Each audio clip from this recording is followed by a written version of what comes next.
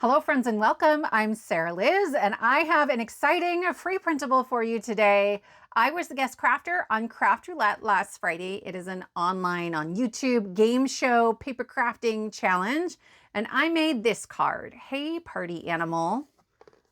I put my book down to be here and then it's like a little pop-up and this will stand up on display. So as promised, I have a little tutorial for you to show you how to make this card, and I have a free printable with instructions and custom sentiments and things like that. If you're new to Craft Roulette, there's 4 parameters. Every week we spin a wheel to find out which 4. And this week it was project, card for a friend. So this is going to be a birthday card for a cat-loving friend, but I suppose it could be any celebration. The colors were bright, so I have this light bright purple and then that bright pink and teal on the inside. Our element is happy, and cats make me happy, and polka dots make me happy, pop-ups make me happy, and snarky, funny sentiments that I came up with myself make me very, very happy. And then random was partial image, so my book here is just part of a book, a partial image, and then on the front my pattern paper gets cut along the sides and along the top, and we have lots of partial cats. So that's my 4 parameters for this card, and then we will walk through the kit as well. The first 3 pages of these kit are completely free. If you're new to my kits, just look in the description box below the video and you'll find a link. It's going to take you to my website where you can claim the kit. The first page has all of your instructions. So over here we have measurements. I also will try to sort of label things on the card sketch, and the card base has some unique scoring, so that's here as well. I don't usually include pictures of my project, but I wanted you to be able to see the dimension and the pop-up and kind of what that looks like. I'm using an arch here. The gray one is 3¼ inches wide by 4½ inches tall. You can use a different shape as long as it's not taller than 4½ inches. So if you don't have arch dies, that's okay. And as we make a card together and I walk you through that process, you'll see how you can test and double check and make sure that your shape will fit. Okay, so you have all your instructions, and then I'll kind of make a card along with you today. Then of course, also for free, we have some arch shaped sentiments. So this particular arch is from Spellbinders, but this is a pretty standard size. It's 3 inches wide by 4¼ inches tall. So if you have a set of arches, try it, right? You probably have one that will fit. It might be slightly bigger, but that's going to be okay. And then on my card, I layered it up. And I used the Perfect Touch arches from Spellbinders for this one that has the detail on it as well. I put my book down to be here, and that's the one I used on my card. This little light of mine, I'm gonna let it shine, and there's so many sweet cards that you could make with that one.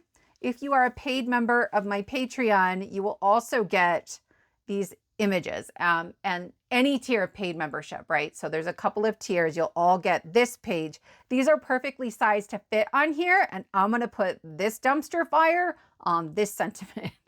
That's what's gonna happen, okay? So lots of ways to mix and match. Then we have more sort of all occasions ideas here. Tonight We Ride. This I thought was really great for Halloween. You could do a broomstick. I think I've seen a die that cuts out hair that looks like the Hocus Pocus witches. If you know of that die set, let me know who made it because I can't seem to find it.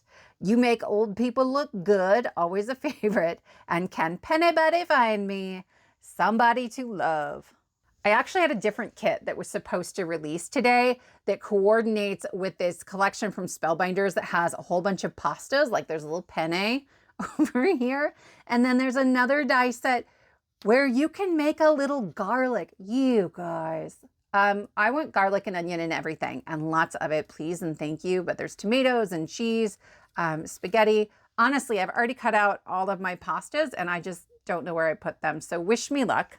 If you don't have a printer, there is a stamp set full of punny pasta sentiments in that collection, and they're really, really great. But this for me, like, as soon as I saw that collection and those noodles and the garlic, I knew exactly what I was going to do. So there's the first page. And then on our second page, we're sort of moving into the holidays. So we have Happy Holidays.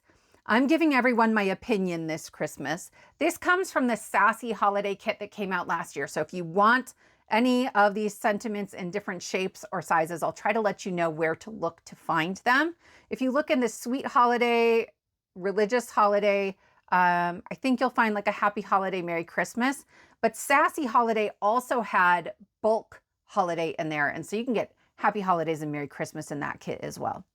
May your holiday breakdown be filled with joy. And that sounds, very familiar.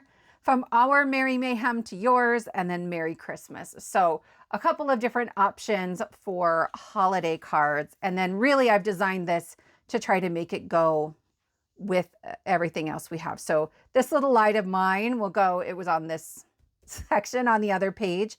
Then most of the rest of these, actually all of the rest of these except this tree, have been released before. They just haven't been released in these sizes. So these are designed to fit perfectly on here. This cat, this one is the exact same size. So it still leaves you a little bit of room to sort of do something down here or bring it a little lower if you want. And then the only new image is this middle Christmas tree who is just kind of a hot mess. And so that's, I think, from my Merry Mayhem over here. These sentiments are great for printing onto colored cardstock or pattern paper. There's lots of great ways to use these. This page, again, any paid tier of membership will get this. So you'll have either a post in Patreon or you'll find it as a download in your database. So my Sassy Champions, that's my top tier, will get all of these images as resizable files, and then they have transparent backgrounds that make them really easy to work with. And then over here, all of my sentiments, this page and the other one, the Saskatiers and Sassy Champions, the top two tiers, will get the sentiments as resizable image files as well, in case you wanted to make it fit a different size of arch. The font is big enough. You could make this a little smaller and it would still work. But let's go ahead and make some cards. All right, so we're starting with our card base. It's 11 inches by 4 1/4, and I'm going to score at 3 inches, 5 1/2 inches, and then I'm going to rotate because I have a short scoreboard and score at 3 inches again. I'm just going to fold and burnish all of these, and actually I'm going to fold them both directions. So these flaps need to be able to bend into a tripod, but this is actually the inside of the card, so it needs to be able to bend back the other way and still work. I'm using some pattern paper that is in a freebie kit of mine that is for the Scrapbooking Fun Summit. It's a free ticket summit. My freebie is free. It's got printable digital paper, sentiments, all the things. So I'll link to the free ticket below, but really any pattern paper, any way you want to decorate this card front is fine, but make sure that you're going to be able to fold in the middle of the front of the card both directions without crumpling your patterned paper. I started with an A2 piece of pattern paper and I sort of lined it up on the bottom so it butted right into the score line. And then at the top, I've cut away, I don't know, about an inch. I actually want to add an accent strip in there, but I didn't want it to get too bulky right by the fold. So I cut away just enough to reduce some of that bulk. You'll see that my solid strip of cardstock overlaps the pattern paper at the top, but not the bottom. I wanted to make sure it went fully edge to edge, so I just cut it long and then I'll trim off the excess. I also had some hanging out at the bottom that I'll trim away with my scissors. I'm going to use an emergency card rectangle sentiment. So I have a mat that is normally 2.5 by 1.5, but I have done 2 3/8 by 1 3/8. So it's just a slightly narrower margin. This is the Sassy Holiday Sentiments. And I am going to use the rectangle version for the front of my card. And it says, forget the gifts. So I cut up from the bottom towards the top, connecting the tick marks, but I always leave that header intact so it's easier to separate everything with the side tick marks. And then I will use the inside sentiment that you can also get in rectangle form. I'll link to the Sassy Holiday Kit below. And it says, I'm giving everyone my opinion this Christmas. So I'm going to cut that out with a rectangle that is 3 inches by 4 1/4 inches. I have 2 more that are 3 1/4 by 4 1/2 that I've cut from the Perfect Touch rectangles. And to decorate this, I'm going to add some presents. So I'll set my arches aside and I'm going to grab this panel that I have already stenciled. I have used the gorgeous Giftwrap layering stencils from Hero Arts, and you can actually just use the stencil and then cut them out with your trimmer. That would certainly work, but I'm going to foil on top of them. This is the Wrap It Up letterpress and foil plate. And if I'd been thinking, I would have foiled it first and then stenciled over the top and just sort of wiped away the excess ink. But I didn't. So we're going to make it work. I will say you want to make sure that your stencil is oriented in the same direction as your letterpress or foil plate. I'm going to hot foil it because I didn't the first time. I have 3 panels and 3 different colors where I had my stencil upside down. So that's fun. If you stencil first, I like to make a hinge. So I've chosen the long side that has just 2 tips that come all the way to the left. And I've made a hinge by adding a little bit of tape, like a corner of it on there. And then I'm actually not pressing the tape to the front of that panel, but rather to the back so I can lift it all the way up. I'll slide my foil underneath, and then I'm just making sure the letterpress plate is pulled all the way to the right as far as the tape will allow it to go. I can heat it up on my glimmer machine, run it through, and this is going to work brilliantly. I have a little overfoiling. I keep a shim in my glimmer machine and I didn't even think about it. If I had taken the cardstock shim out, there would be no overfoiling, which I know because I figured that out when I made more cards the next day. But here we are. I'm just going to use a sand eraser and sort of remove any of that excess foiling. There is a die that will cut this out. I found it was pretty easy to line up. I didn't even need to tape it down. I just make it so I can't see any of the foil lines from the presents. Again, you could letterpress that, better press that instead if you preferred. And I have cut this now out of 3 different colors with the same sort of gold mirror foil on all of them. I'm cheating with this purple present. Behind that pink box, it doesn't go all the way to the bottom, but I wanted to create this staggered look, and those 2 tall presents are actually the same height. So I'm cheating. You can sort of see as I pick up this pink one, but no one needs to know, right? No one needs to know at all. If you don't have arch dies, you could just stamp a sentiment or die cut a sentiment and put that on some rectangles. Instead, that would work just fine. I find that these 2 arches layer up perfectly and I still get all that really great cutting detail around the edges. I did this wrong. Cut yours to 1.5 by, 4 1/4, 5 inches and score it in the middle at 3/4 of an inch. Mine is wider than that and it's going to be a problem. I'm going to peel it up. I'll show you later. But I'm going to fold it in half and add glue to one side and I'm going to line the fold up with the very bottom of our arch, right? I want those to be flush with each other. And again, yours is going to be the same thing, just a little narrower, right? So it'll be 3/4 of an inch on either side of the fold. And I'll do the same thing to the other one. I am gluing these to the backs of both so the pretty sides are facing out and I've got this little V behind them.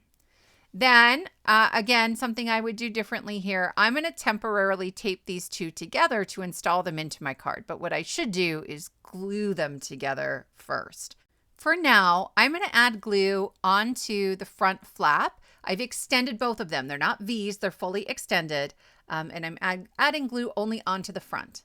I want to tuck that right into the fold, but I also want to make sure that my arches are centered side to side on that panel, okay? And so here we go. I'm lining it up and I'm going to press the back of the card into that glue to make sure that everything's going to be flush and flat as I put it in my card. Then I'll open up the other side, add glue to the other side and fold the back onto it. But if you look at the top of my arch, it is clear extended to the edge of my card and actually it peeks out ever so slightly. So if you cut that mechanism piece narrower, 1.5 inches scored in the middle, then you won't have that problem. Here you can see I sort of pulled the whole thing out of the card and it is exactly as tall as an A2. It's 5.5 inches. That's rough. Okay, so maybe just use the smaller mechanism. Once they're in the card, you want to glue them together by lining them up, okay? And then you're going to add glue onto just the top, maybe the top 3/4 of an inch. If you glue a whole lot more than that, it's going to have a hard time opening and closing because at some points, the center of the card actually tucks up in between those 2 arches. You can see it here. I'm going to open slowly because the glue is still wet. But here you can see they're stuck together at the top and there's that center tucking right up in between them. But here's a look at the finished card. Everything's dry now. Nothing's gonna move.